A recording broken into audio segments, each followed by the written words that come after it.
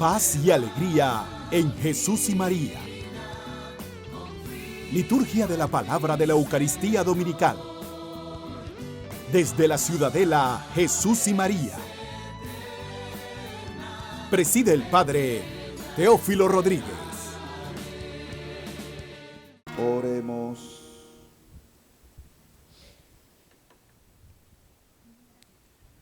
Señor Dios, que por tu palabra y realizas admirablemente la reconciliación del género humano, concede al pueblo cristiano prepararse con generosa entrega y fe viva para celebrar la próxima fiesta de la Pascua. Por nuestro Señor Jesucristo, tu Hijo, Padre amado, que en la unidad del Espíritu Santo vive y reina y es Dios por los siglos de los siglos. Amén. El profeta Samuel es enviado por Dios a Belén para ungir como rey a uno de los hijos de Jesé. Aunque el profeta se fija en la apariencia de los hermanos mayores, el Señor pone su mirada en el menor, recordándole a Samuel que más allá de las apariencias, Dios mira el corazón. Escuchemos con atención. Del libro de Samuel. En aquellos días dijo el Señor a Samuel: ve a la casa de Jesé en Belén, porque de entre sus hijos me he escogido un rey. Llena pues tu cuerno de aceite para ungirlo y vete. Cuando llegó Samuel a Belén y vio a Eliab, el hijo mayor de Jesé, pensó: este es sin duda el que voy a ungir como rey. Pero el Señor le dijo: no te dejes impresionar por su aspecto ni por su gran estatura, pues yo lo he descartado. Porque yo no juzgo como juzga el hombre. El hombre se fija en las apariencias, pero el Señor se fija en los corazones. Amén. Así fueron pasando ante Samuel 7 de los hijos de Jesé. Pero Samuel dijo: ninguno de estos es el elegido del Señor. Luego le preguntó a Jesé: ¿son estos todos tus hijos? Él respondió: falta el más pequeño que está cuidando el rebaño.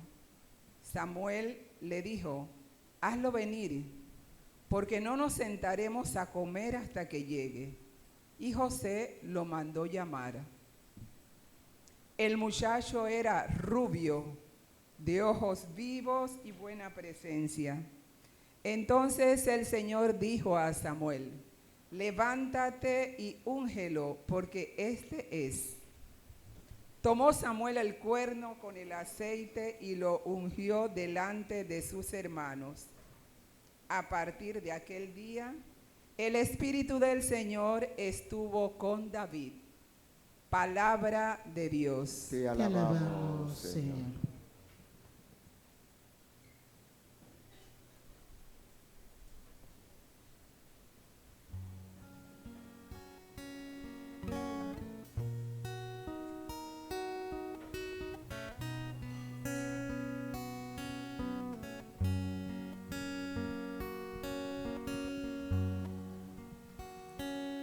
El Señor es mi pastor, nada me faltará, nada me faltará.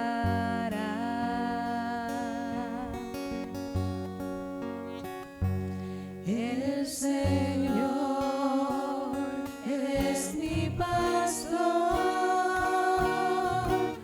nada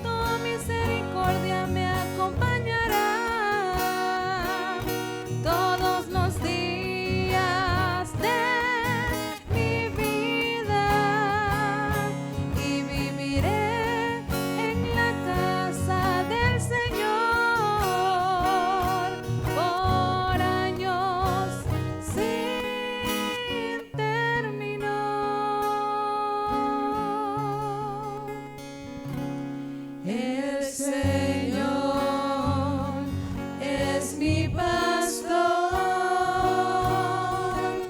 nada me faltará, nada me faltará.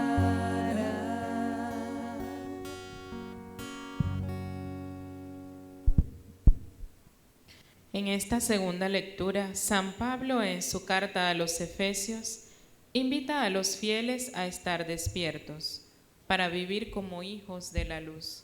A su vez, brinda algunas herramientas para lograrlo. Meditemos profundamente este mensaje.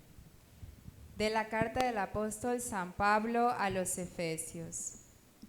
Hermanos, en otro tiempo ustedes fueron tiniebla, pero ahora, unidos al Señor, son luz. Vivan, por lo tanto, como hijos de la luz. Los frutos de la luz son la bondad, la justicia y la verdad. Busquen lo que es agradable al Señor y no tomen parte en las obras estériles de los que son de las tinieblas. Al contrario, repruébenlas abiertamente, porque si bien las cosas que ellos hacen en secreto da vergüenza aún mencionarlas, al ser reprobadas abiertamente, todo queda en claro, porque todo lo que es iluminado por la luz se convierte en luz. Por eso se dice: despierta tú que duermes, levántate de entre los muertos, y Cristo será tu luz. Palabra de Dios. Te alabamos.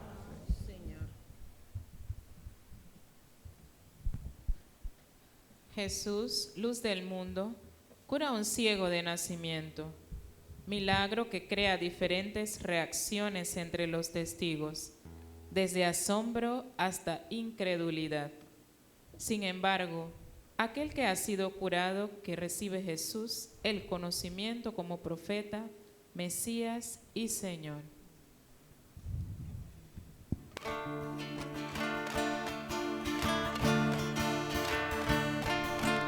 Dios ha hablado a su pueblo, y su palabra nos enseña, nos enseña. Dios ha hablado a su pueblo, y su palabra nos enseña, nos enseña. Yo soy la luz del mundo, dice el Señor. El que me sigue tendrá la luz de la vida. Abran sus oídos, pueblo querido, abran sus oídos, escúchenme, ábranlos ahora, pueblo amado, Dios nos habla hoy, Dios nos habla hoy. Que el Señor esté con ustedes. Y con tu espíritu. Lectura del Santo Evangelio según San Juan. Gloria a ti, Señor. En aquel tiempo, Jesús vio al pasar a un ciego de nacimiento, y sus discípulos le preguntaron: Maestro, ¿quién pecó para que éste naciera ciego? ¿Él o sus padres? Jesús respondió: ni él pecó, ni tampoco sus padres. Nació así para que él se manifestaran las obras de Dios. Es necesario que yo haga las obras del que me envió, mientras este día, porque luego llega la noche y ya nadie puede trabajar. Mientras esté en el mundo, yo soy la luz del mundo. Dicho esto, escupió en el suelo, hizo todo con la saliva, lodo, perdón, con la saliva, se lo puso en los ojos y al ciego y le dijo: ve a lavarte en la piscina de Siloé, que significa enviado. Él fue, se lavó y volvió con vista. Entonces los vecinos y los que lo habían visto antes pidiendo limosna preguntaban: ¿no es este el que se sentaba a pedir limosna?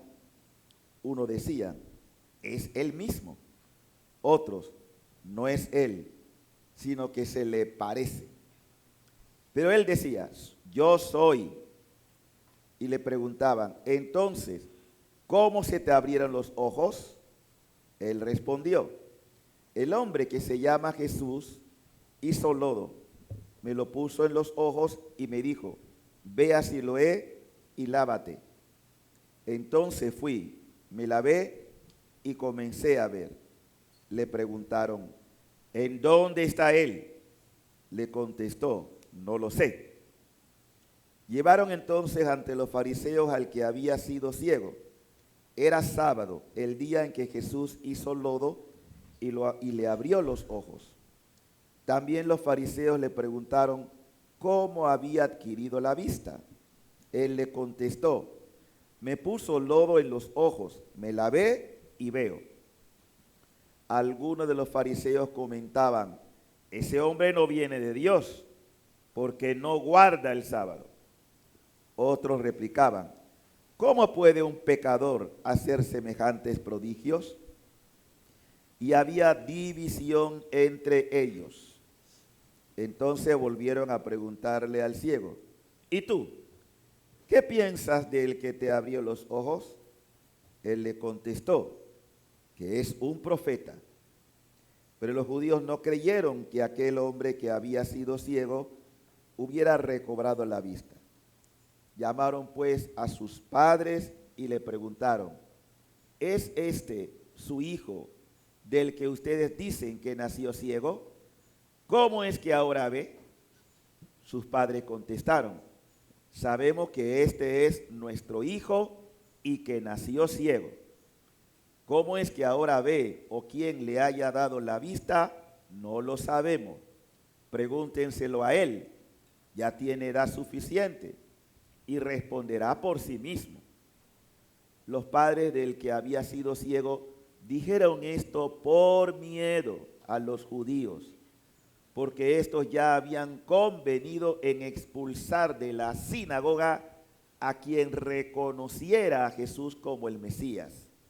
Por eso sus padres dijeron: ya tiene edad, pregúntenle a él. Llamaron de nuevo al que había sido ciego y le dijeron: da gloria a Dios, nosotros sabemos que ese hombre es pecador. Contestó él: si es pecador, yo no lo sé, solo sé que yo era ciego y ahora veo. Le preguntaron otra vez: ¿qué te hizo? ¿Cómo te abrió los ojos? Le contestó: ya se lo dije a ustedes y no me han dado crédito. ¿Para qué quieren oírlo otra vez? ¿Acaso también ustedes quieren hacerse discípulos suyos? Entonces ellos lo llenaron de insulto y le dijeron: discípulo de ese lo serás tú. Nosotros somos discípulos de Moisés. Nosotros sabemos que a Moisés le hablaba Dios, pero ese no sabemos de dónde viene. Replicó aquel hombre: es curioso que ustedes no sepan de dónde viene y, sin embargo, me ha abierto los ojos. Sabemos que Dios no escucha a los pecadores, pero al que lo teme y hace su voluntad, a ese sí lo escucha. Jamás se había oído decir que alguien abriera los ojos a un ciego de nacimiento. Si éste no viniera de Dios, no tendría ningún poder. Le replicaron: tú eres puro pecado desde que naciste. ¿Cómo pretendes darnos lecciones? Y lo echaron fuera. Supo Jesús que lo habían echado fuera, y cuando le encontró le dijo: ¿crees tú en el Hijo del Hombre? Él contestó, ¿y quién es, Señor, para que yo crea en él? Jesús le dijo, ya lo has visto, el que está hablando contigo, ese es. Él dijo, creo, Señor. Y postrándose, lo adoró. Entonces le dijo Jesús, yo he venido a este mundo para que se definan los campos, para que los ciegos vean y los que ven queden ciegos. Al oír esto, algunos fariseos que estaban con él le preguntaron, ¿entonces también nosotros estamos ciegos? Jesús le contestó, si estuvieran ciegos no tendrían pecado, pero como dicen que ven, siguen en su pecado. Palabra del Señor. Gloria a ti, Señor Jesús.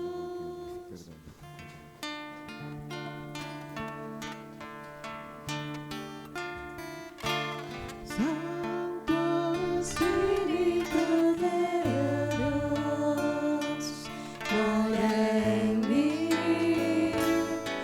ora en mí.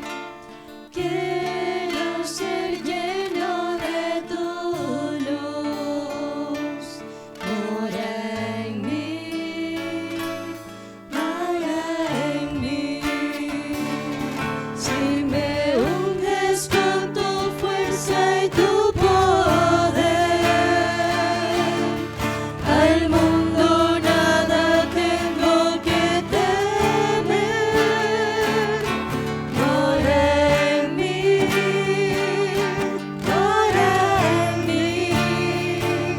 soy de ti, soy de ti. Divino Espíritu Santo, Dios de luz, llama de amor viva, que tienes como tarea llevarnos a la verdad completa. Haz que con tu gracia podamos abrir nuestros corazones a la palabra, al Verbo encarnado, Jesucristo, nuestro Señor. Porque estamos en un mundo en tinieblas, en oscuridad, que no quiere aceptar su ceguera. Haz que hoy muchas almas puedan descubrir la luz que brilla, la palabra, Cristo, que ha venido a dar luz en medio de las tinieblas. Que no seamos ni ciegos ni sordos a tu voz. Espíritu Santo, te necesitamos.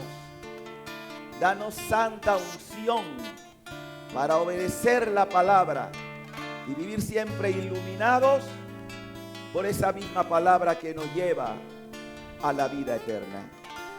Ven, Divino Espíritu, llena nuestros corazones. Ven, Divino Espíritu, renuévanos. Ven, Divino Espíritu, ilumina nuestras mentes. Santo Espíritu de Dios, ora en mí, ora en mí. Quiero ser lleno de tu luz, ora en mí, ora en mí. Si tu bella luz brilla en mí, la gloria de Jesús irradiaré. Mora en mí, soy de ti, soy de ti. Nos sellamos con la sangre del Cordero en el nombre del Padre, del Hijo y del Espíritu Santo. Amén. paz y alegría. En Jesús y María. Queridos hermanos, queridas hermanas, en este hermoso día, cuarto domingo de Cuaresma, la Iglesia quiere que todos sus hijos, todos los fieles, podamos ver el itinerario cuaresmal que nos conduce a la Pascua. Por eso los textos que durante todo este domingo estamos viendo es como una preparación pedagógica y que podamos ir nosotros recibiendo esa palabra, acogiéndola en el corazón para que podamos experimentar el itinerario de una auténtica conversión. ¿Y cuál es el itinerario de una auténtica conversión? Primero, descubrir mi estado de pecado.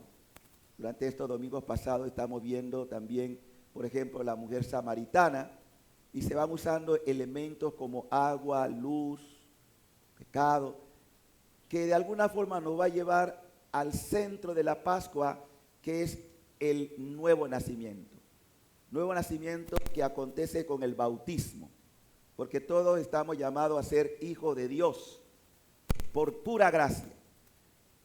Lo triste es que muchos cristianos, muchos católicos, no hemos profundizado en la dignidad de ser verdadero hijo de Dios. Y por eso estamos en una ceguera espiritual. Esa ceguera no nos permite dar más de lo que deberíamos dar. Por eso Jesús pacientemente nos va instruyendo, y la palabra, como siempre se los digo a ustedes, hay que encarnarla. Quiten al ciego y póngase usted en el lugar del ciego. Pero antes, como siempre la Escritura tiene en todo enseñanza, yo quisiera que me acompañaran a mirar varios de estos puntos de la pedagogía de Dios, cómo Dios elige a lo que humanamente no cuenta, humanamente. Y que me debe descubrir a mí que somos en realidad nada. Por más que vivamos en un mundo que vive de apariencia, porque desgraciadamente vivimos en un mundo de mucha apariencia, de mucha imagen, pero a Dios nadie puede engañarle. Nosotros miramos las apariencias, pero Dios mira el corazón. Y por eso tenemos que tener mucho cuidado de una sociedad que vive de imagen. Y la gente piensa, bueno, ese lo tiene todo, este llegó a esto. No, cuidadito. Vamos a hacer docencia. Quiero que abran el libro, a ver, espada. Tu palabra me da vida, confío en ti. Espada, quiero ver la espada. Tu palabra eterna, en ella esperaré. Del primer libro de Samuel, Antiguo Testamento. Vamos a recordar por qué Dios elige al más pequeño de los hijos de Jesé. Porque a Dios le gusta elegir lo pequeño, lo que humanamente no cuenta, para mostrar que es su obra. Y así vemos en el primer libro de Samuel, capítulo 16. ¿Ya lo tienen? Capítulo 16. Vamos a leer del versículo 6 y 7. ¿Quién lo tiene? De pie. Samuel, primera de Samuel, capítulo 16, del 6 al 7. ¿Quién lo tiene? Se pone de pie. Lee allí. Cuando entraron, Samuel divisó a Eliab y pensó, seguramente ese será el que Yahvé va a consagrar. Atención. Pero Yahvé dijo a Samuel, olvídate de su apariencia y de su gran altura, lo he descartado. Porque Dios no ve las cosas como los hombres. Atención. El hombre se fija en las apariencias, pero Dios ve el corazón. Jesé llamó a Abinadab. Hasta ahí está bien, hermanito. Vamos a darle hasta ahí. Sí. A ver, ¿qué mira el hombre? La imagen. Estamos en la sociedad de la imagen. Y cómo hay gente que para buscar de alguna manera ser atracción, hacen cualquier locura porque quieren vender imagen. ¿De qué me sirven a mí las imágenes? Estamos, repito, en una sociedad donde vendemos imagen, pensando que eso complace al mundo, pero no complace a Dios. Dios mira lo que hay en el corazón, porque nadie conoce el corazón, o sea, lo que hay internamente más que Dios. Por eso, recuerden, ustedes escucharon en el pasado una canción muy popular, te conozco bacalao, aunque venga disfrazado. ¿Se acuerdan? Bueno, esa canción es verdad. Dios te conoce. Tú no puedes ante Él fingir. Entonces, si yo no puedo engañar a Dios, puedo engañar a los hombres, pero no a Dios, ¿por qué no conduzco mi vida en atención a aquel que pedirá cuenta de mi vida un día? Porque la va a pedir. Entonces, ¿de qué me sirven las apariencias si al final todo va a ser descubierto? No vivan de apariencia. Vivan siempre regidos por la verdad. Y eso nos lleva a la segunda lectura. Porque cuando tú te dejas iluminar por Dios, por su Espíritu, Él te va mostrando lo que es verdaderamente lo beneficioso para ti. Y Pablo presenta 3 virtudes que deberíamos nosotros, todos los que creemos en Cristo, porque Pablo también estuvo en oscuridad. Pero cuando él tiene el encuentro personal con Cristo, él descubre entonces el tesoro que lleva a vivir agradable a Dios. Y por eso vemos la segunda lectura, que es la carta de San Pablo a los Efesios. Carta de San Pablo a los Efesios, capítulo 5. Vamos a ver del versículo 8 en adelante. Yo le digo hasta dónde. ¿Quién lo tiene? Yo hago esto para que ustedes se vayan ejercitando en el amor a la palabra, que lean la Biblia, porque desconocer las Escrituras es desconocer a Jesucristo, como dice San Jerónimo. Vamos a ver, ¿qué dice la palabra? Porque en otro tiempo fueron tinieblas. ¿En otros qué? En otro tiempo ¿Fueron qué? tinieblas. Sinónimo de tiniebla. Oscuridad. Oscuridad, negritud, todo. En otro tiempo, como no conocíamos la palabra, estábamos en oscuridad. Sigue leyendo. Mas ahora son luz en el Señor. Amén. Más ahora, es decir, ¿y por qué son luz en el Señor? Sigue leyendo. Vivan como hijos de la luz, pues el fruto de la luz consiste en toda bondad. Atención a esto. Miren los frutos del que camina en la luz. Primero, bondad. ¿Qué significa bondad? Una persona bondadosa, una persona buena, una persona que hace las cosas de forma recta, o sea, una persona noble. Ustedes cuando ven una persona que es noble, que es bondadosa, está caminando en la luz. Hoy estamos viendo lo contrario. Gente que como está en oscuridad y vive de apariencia, quiere entonces actuar de manera torcida, buscando el famoso "que hay para mí". Cuidadito con estas cosas, ¿ah? O sea, siempre buscando su interés mezquino. No tiene un corazón bondadoso. Sigue leyendo. Justicia y verdad. 3 virtudes. Atención. La primera, bondad. La bondad. Una persona buena. Una persona justa. Es decir, dar lo que corresponde. Ni aumentar ni quitar. Justa. Esa es la expresión de la justicia, ¿no? Dar lo que realmente se merece. Y de eso también tenemos que cuidarnos. ¿Soy justo cuando juzgo? ¿O cuando tomo una determinación? ¿O hay otros intereses? Y la tercera, la verdad. Por eso Jesús mismo dirá, yo soy el camino, la verdad, la vida. Y nosotros también tenemos que ajustarnos. No siempre, más que nunca en este tiempo. Cuando ustedes respondan ante una situación que es inmoral, como estamos viviendo una sociedad que vive en inmoralidad, usted no puede estar en un doble discurso. O es o no es. Y tiene que decir sí cuando es sí y no cuando es no. Y añade el Señor, lo que viene de más, viene del diablo. ¿Ven? Bien, la importancia de dejarnos instruir por la palabra. Entonces, repitamos entonces las 3 virtudes de una persona que camina en la luz. La primera, bondad. La segunda, justicia. La tercera, verdad. Otra vez, la primera, bondad. Segunda. justicia Tercera. y verdad. Ahí está, una persona que está en Cristo. Esa es la persona que está en Cristo. Vamos a dejarlo allí, porque ahora viene lo más largo, el Evangelio. Ya eso me toca a mí. Entonces, hay que tener cuidado con estas cosas. Cuando uno se deja guiar por la palabra, uno va viendo un proceso transformador. No es que uno se convierte de la noche a la mañana. Para que tengan resignación, la conversión es un proceso que dura hasta el día de la muerte.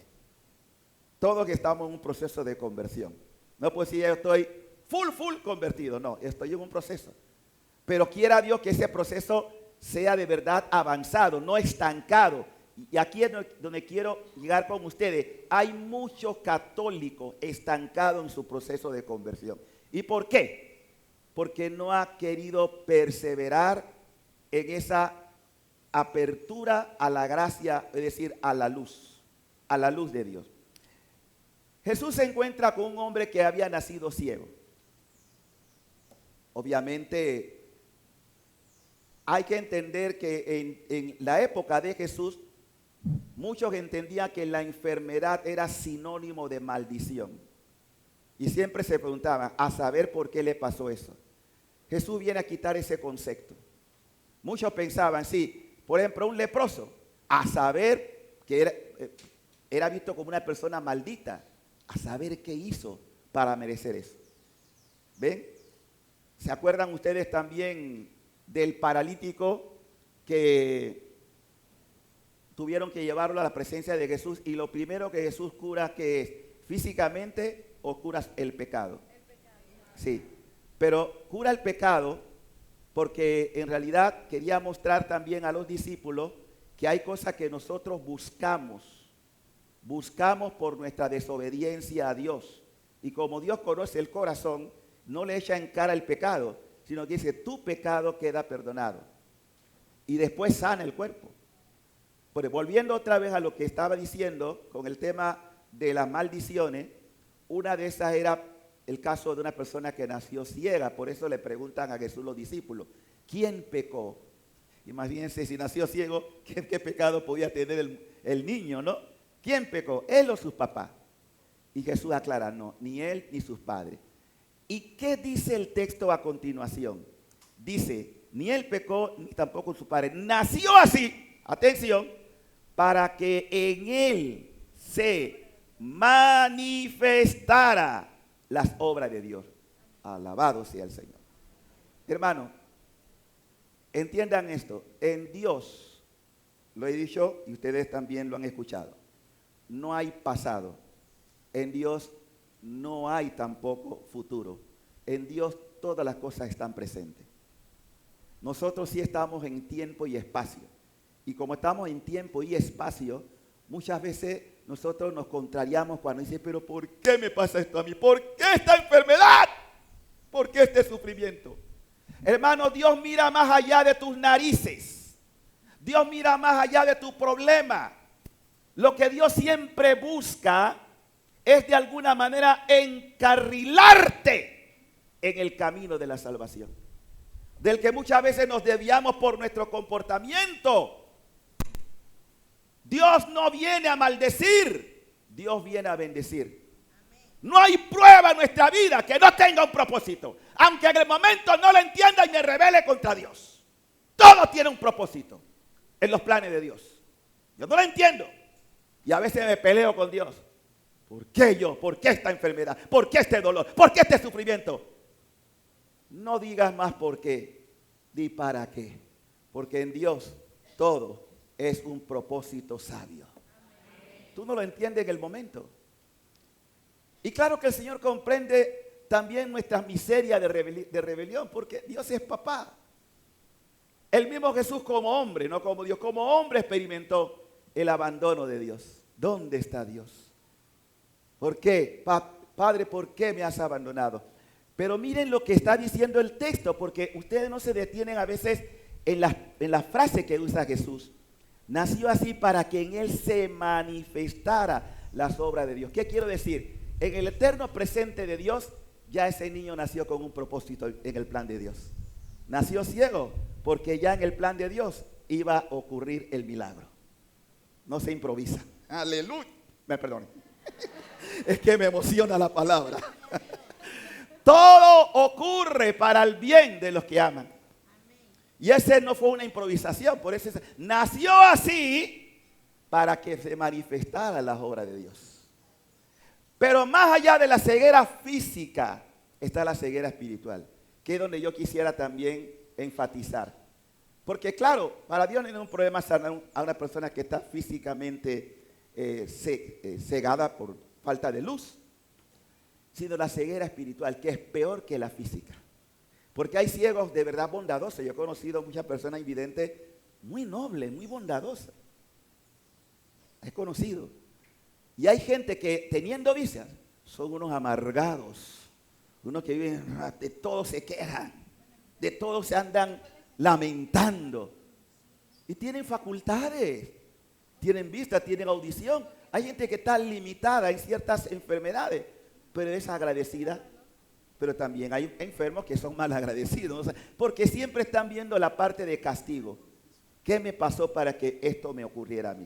Vamos a seguir entonces la pedagogía, porque el texto es una pedagogía.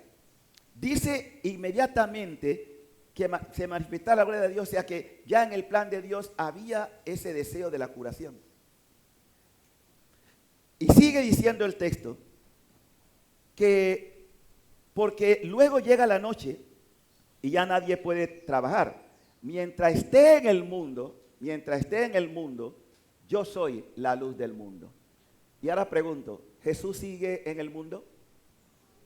¿Sí o no? Sí. Claro, en su iglesia, Jesús está presente. Esta mañana Jesús está aquí. Y si no quieren creerlo, más todavía, preside.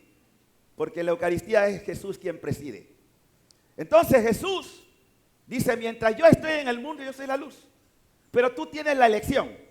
Tú puedes aceptar esa luz o tú puedes rechazar esa luz. Ya depende de ti. Puede ser que por la opresión que estás viviendo, por lo que no entiendes, tú te rebelas contra la luz. Pero la luz nos ilumina. Es más, nosotros en este momento estamos en una mañana esplendorosa, un sol bellísimo. Tú te has puesto a pensar que esa luz de la cual estamos siendo favorecidos y que ya nos acostumbramos a verla como algo normal, esa luz es una criatura del Creador. O sea, si a mí me cuesta mirar el sol por unos cuantos minutos porque mi vista no resiste, imagínate que Dios se mostrara aquí con todo su esplendor. Nadie queda vivo, empezando con el cura. Por eso Jesús se oculta, porque es tal su grandeza de luz, de amor, que nosotros no tenemos la capacidad humana de resistir tanta descarga. ¿Van entendiendo? Por eso el Señor tiene que estar con un velo. ¿Por qué nuestra naturaleza no está en condición de resistir tanto? ¿Y cómo nosotros llegamos a entender esto? Por el acto de fe. Sin la fe no se puede agradar a Dios. Por eso es una pedagogía. Es un proceso que va creciendo y que se puede obstaculizar cuando empiezan las dudas en tu corazón. ¿Y por qué esto? ¿Y por qué el otro? Entonces dice el texto, Jesús le dice al muchacho, primero hace un gesto que a nosotros nos podía parecer desagradable o asqueroso, pero no, es que también en la antigüedad, por ejemplo, yo todavía recuerdo en mi época de niño, cuando en la casa que vivíamos en calle 5 había una señora que era jamaicana y usaba muchas veces el orine de los niños de allí para ponérselo en sus piernas, porque dicen que tiene propiedades medicinales naturales, ¿no? Así que en la mañana a orinar en el pasillo. Mi hermano Lucho también y yo hacíamos a orinar y a darle el vasín para que ella... No, era así. Entonces, son cosas de tradición naturales. Lo mismo el tema de la saliva. Uno dirá porque tienen propiedades, ¿no? Entonces Jesús dice que agarra barro o lodo, lo mezcla y lo escupe. ¡Ay, qué asco! Sí, nos puede ser desagradable. pero es una pedagogía que Jesús está usando. Un medio natural que para ellos no fue escandaloso. Dice eso, escupió en el suelo, hizo lodo con la saliva, se lo puso a los ojos y el ciego le dijo al ciego, ve a lavarte a la piscina de Siloé. Miren, Jesús tenía necesidad de hacer todo eso. De ninguna manera, él podía hacer así. Pero queda una lección que queda para nosotros.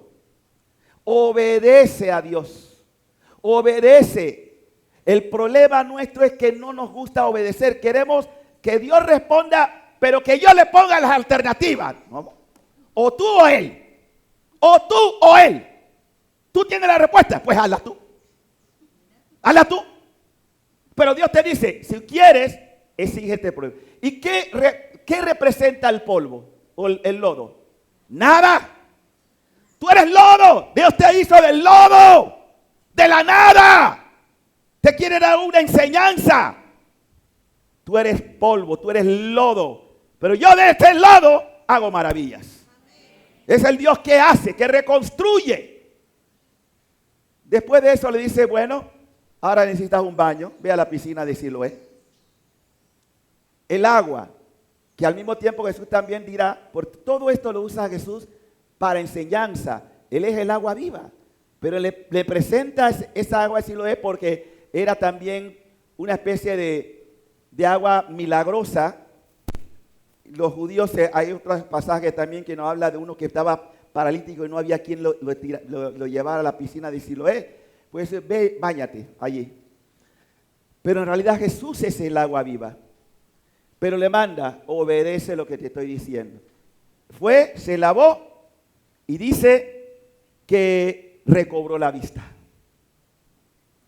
Claro, imagínense una persona que toda la vida la han conocido como invidente y que de pronto está viendo, pero hasta ese momento él no sabía quién era. Sabía que una persona que para él considera como profeta había intervenido. Más adelante, los fariseos al darse cuenta de este prodigio, van a la casa del muchacho, de sus padres, y dicen, ¿qué pasó aquí? ¿Qué te ocurrió a ti? Y él, pues, y es contestón el muchacho, ¿eh? Si ustedes se dan cuenta del relato, cómo el muchacho es contestón. Dice, algunos de los fariseos comentaban, este hombre no viene de Dios, o sea, están hablando de Jesús, porque miren lo que es a veces ser ciego. Los judíos habían llegado a, diríamos, a idolatrar el sábado, pero también con intereses propios, porque para una cosa se podía violar y para otras no. Entonces ellos eran, sobre todo los doctores de la ley, los que marcaban quién estaba violando o no el sábado. Era una doble moral. En otras palabras, era hipocresía. O sea, cuando tú quieres vivir una religión a tu conveniencia, pues la religión no es para vivirla a mi conveniencia, sino a la conveniencia de Dios. Y vivir en la conveniencia de Dios siempre va a implicar un morir a mí. Porque Dios siempre tiene la última palabra, no yo. Y entonces dice el texto que el muchacho dice, algunos fariseos comentaban, ese hombre no viene de Dios porque no guarda el sábado. Jesús es el dueño del sábado. Pero ellos son incapaces de reconocer en Jesús al profeta, al Mesías. ¿Quiénes lo reconocen? Los sencillos, los pobres, los anahuín, como se llama en la Biblia, es decir, los que pasan desapercibidos. Y hoy sigue siendo lo mismo, ¿ah? Es muy raro ver un intelectual, una persona que se cree llena de ciencia, pero está llena de soberbia, que acepte el mensaje de Jesús. Hay, pero muy pocos. ¿Por qué? Porque piensan que no tienen necesidad de Dios, porque ellos mismos se han idolatrado. Mi ciencia. Pablo también lo dice, muchos, y Pablo era un hombre muy inteligente, se han llenado de su ciencia, de pensar que lo saben todo. Por eso recuerden lo del lodo. Somos lodo, somos barro. Lo que hizo el Señor cuando creó a Adán y Eva, también lo hizo Jesús con este ciego. Y después dice el texto, le preguntaron al ciego, ¿y tú qué piensas del que te abrió los ojos? Hombre, ese hombre es un profeta. Un profeta. Nadie ha hecho eso. Por lo cual, tiene que ser un hombre de Dios. Y además le dijeron, porque lo tenían ya aturdido, ¿es este tu hijo? Le preguntan a los papás. Sí, mi hijo. Sus padres le contestaron, sabemos que este es nuestro hijo y que nació ciego. ¿Ah? ¿Cómo es que ahora ve? Pregúntenselo a él, ya está grande. Los viejos tenían miedo. Tenían miedo de las consecuencias, por eso Dios pregúntele a él, como diciendo, ya está grande. El ciego no se quedó atrás ya, no solamente se curó de la vista, sino que adquirió el poder de testificar, que es algo que nosotros también necesitamos. Cuando tú has tenido la experiencia de Dios, cuando tú has experimentado la misericordia de Dios, tú te sientes impulsado a dar razón de lo que crees. ¡Ay de mí! Si no anuncio el Evangelio. Porque para mí el Evangelio no es una cosa teórica, es una experiencia de Dios. Yo no puedo callar. Yo tengo que comunicar lo que he experimentado porque Él me amó. Y como me amó y me siento perdonado, yo tengo que testificarlo. Y todavía no había reconocido personalmente porque obviamente cuando Jesús lo curó, ya Él no estaba. O sea, el ciego no vio, no sabía. Por eso miren cómo termina el texto, pero vamos a ver otro aspecto de la pedagogía. Una vez que tienes la experiencia de Dios, tú sientes el impulso del Espíritu, porque es el Espíritu que te dice, testifica. Y el muchacho habla con la verdad. Dice el texto. Le preguntaron, ¿ya tiene edad suficiente? El que responda a él. Y dice la palabra, llamaron de nuevo al que había sido ciego y le dijeron, da gloria a Dios. Claro que la va a dar, pero no lo que ellos esperan. Va a dar gloria a Dios. Y le dice, nosotros sabemos que ese hombre es pecador. Una blasfemia. Al puro de los puros, al santo de los santos, llamándolo pecador y diabólico. Contestó él, si es pecador, yo no lo sé. Solo sé que yo era ciego y ahora veo. Ahora veo. Ya habla en ti el hombre, pero está testificando. Y no solamente se queda allí. Le preguntaron otra vez, ¿qué te hizo? ¿Cómo te abrió los ojos? Ya se lo dije a ustedes. Es que cuando uno, miren, cuando uno es una persona obsesiva que quiere tergiversar la verdad, va a estar, miren, para el que cree de verdad, ninguna explicación es necesaria. Para el que no cree, ninguna explicación es suficiente. Eso es así. El que no cree, te va a buscar siempre la quinta pata del gato para querer, pero ¿por qué? ¿Por qué? Y esto y lo otro. Pero el que cree, no necesita que le expliquen. Ya, uno lee estas cosas y dice, yo creo que esto es posible. Yo no tengo que cuestionar a Dios. ¿Qué es imposible para Dios? Y hizo más que eso. Hasta resucitó a un muerto podrido en la tumba, Lázaro. Pero ese no es el plan único de Dios. Dios no quiere que miremos más allá de lo que nuestros ojos pueden captar.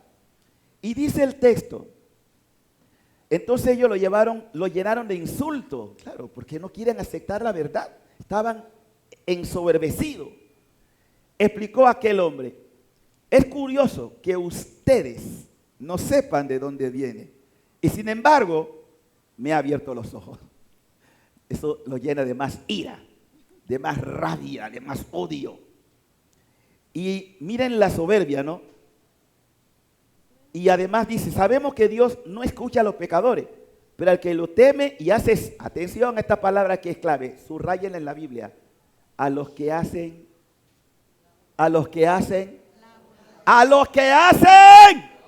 ahí está. Este es el tesoro, esta es la clave, esta es la llave, la voluntad de Dios.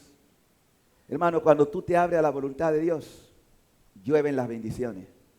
Pero cuando tú estás cerrado a tu voluntad humana, siempre vas a estar así con esa terquedad. ¿Por qué? ¿Por qué? ¿Por qué? Y a mí yo no. ¿Y yo qué hice para mí? No. El ciego no pidió ser curado, a él lo llevan. Ya él sabía, ya estaba resignado a su enfermedad, a su ceguera.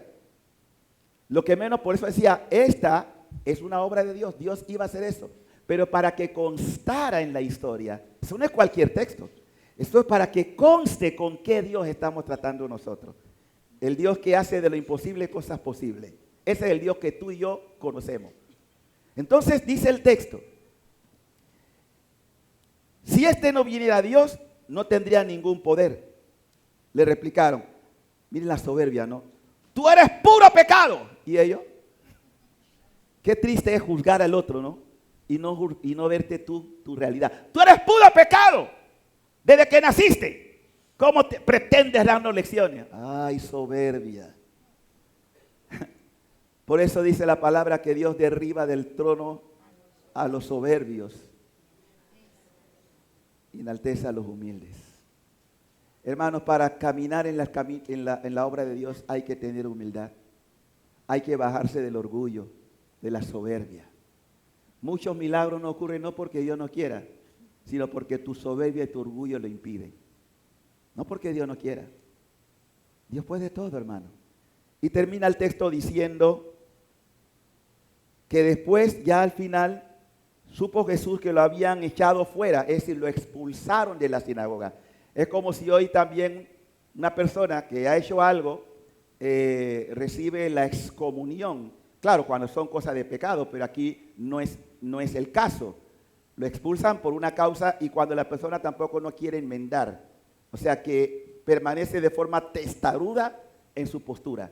Entonces dice el texto que ya estando expulsado, lo encuentra Jesús y le dice, ¿crees tú en el Hijo del Hombre? Miren todo el proceso. ¿Crees tú? Y aquí es lo que se llama la proclamación de la fe. O sea, proclamar la fe. Proclamar la fe es un acto de amor.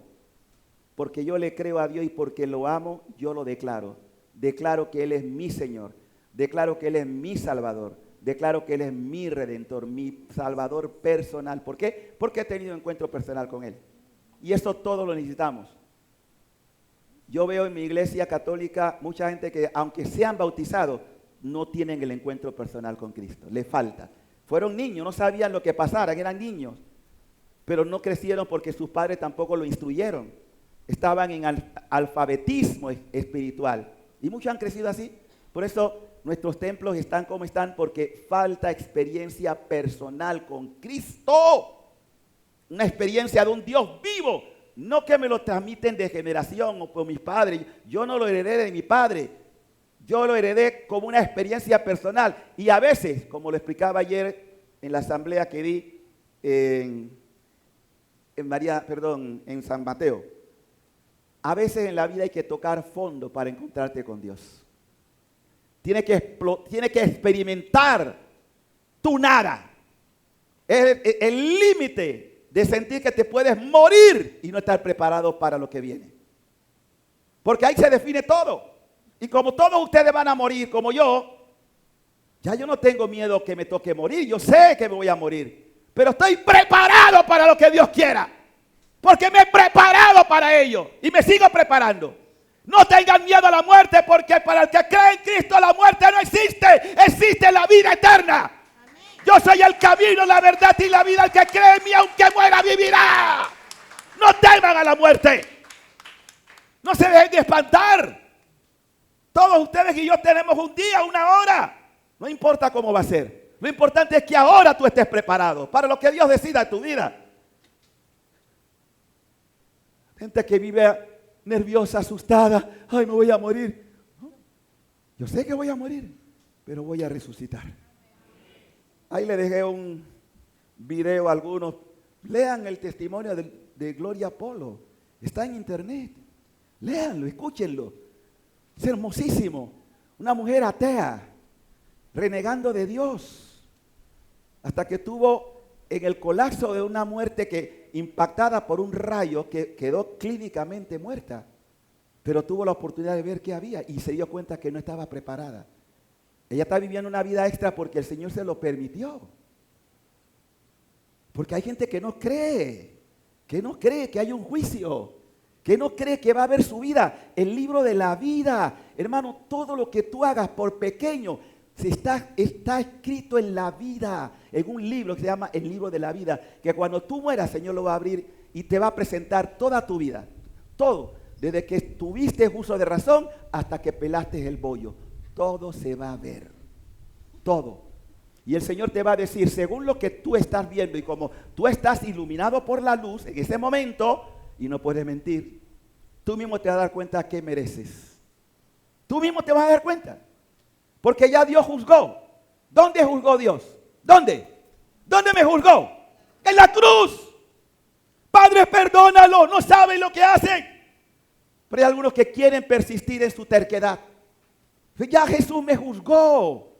Lo único que quiere de ti es que te arrepientas, que reconozca que fallaste y que enmiendes tu vida. Eso es todo. No pide más. No pide más. Y así el ciego viene a la confesión de fe. Cuando le encontró dijo, ¿crees tú en el Hijo del Hombre? Él contestó, ¿y quién es, Señor? Para que yo crea en Él. Jesús le dijo, ya lo has visto. Oh, Señor, yo quiero verte. Ya lo has visto. El que está hablando contigo. Y él le dijo, creo, Señor. Y se postró adorándolo. Alabado sea Dios. Esa es la confesión más pura de un hombre o una mujer que se encuentra con Cristo. Lo reconoce como Señor y lo adora. Y da cuenta de que Él es el Mesías. El que pagó mi culpa, mi pecado. Y Dios quiere que todos ustedes tengan esa experiencia. Por eso solo ante Él doblamos rodillas. Solo ante Él nos postramos. Porque lo reconocemos como Dios verdadero. Y el mundo no quiere doblar sus rodillas ante Él. No quiere reconocer. Él dio testimonio. Yo creo, Señor. Yo te creo. Y postrándose, lo adoró. Es lo más hermoso del texto. Miren todo el proceso que hubo. Pues ese es también nuestro proceso. Todos nosotros éramos oscuridad. Todos nosotros éramos tiniebla. Es decir, pecado. Pero la luz vino al mundo a iluminar. Quiero que terminemos con una frase del salmista hermosa. Cuando nos dice también hoy, en esta reflexión, por eso un Dios fiel a sus promesas me guía por el sendero recto. Así, aunque camine por cañadas oscuras, nada temo, porque tú estás conmigo. Tu vara y tu callado me dan seguridad. Alabado sea Dios. Alabado sea Dios. Tu vara y tu callado, Señor, me dan seguridad. Padre de la gloria, gracias por tu poderosa palabra. Gracias porque tu luz, Cristo, ilumina nuestras conciencias. Gracias porque nos has llamado de las tinieblas a la luz. Y porque no quiere que ninguno de tus hijos se pierda. Quita de nuestros corazones toda soberbia, arrogancia, prepotencia. Y que humillado delante de ti, reconociendo que somos polvo y al polvo retornaremos, que tú quieres ahora darnos la gracia de la eternidad. Que no seamos confundidos, que no vivamos más de apariencia, que con el corazón arrepentido, contrito, humillado, podamos repetir lo del ciego, ahora vidente. Que podamos decirte, creo, Señor. Y postrado ante ti, reconocerte como Dios y Salvador. Amén y amén. Pon tu espíritu de amor en el fondo de mi ser. Ven y llena de tu paz mi corazón, mi espíritu.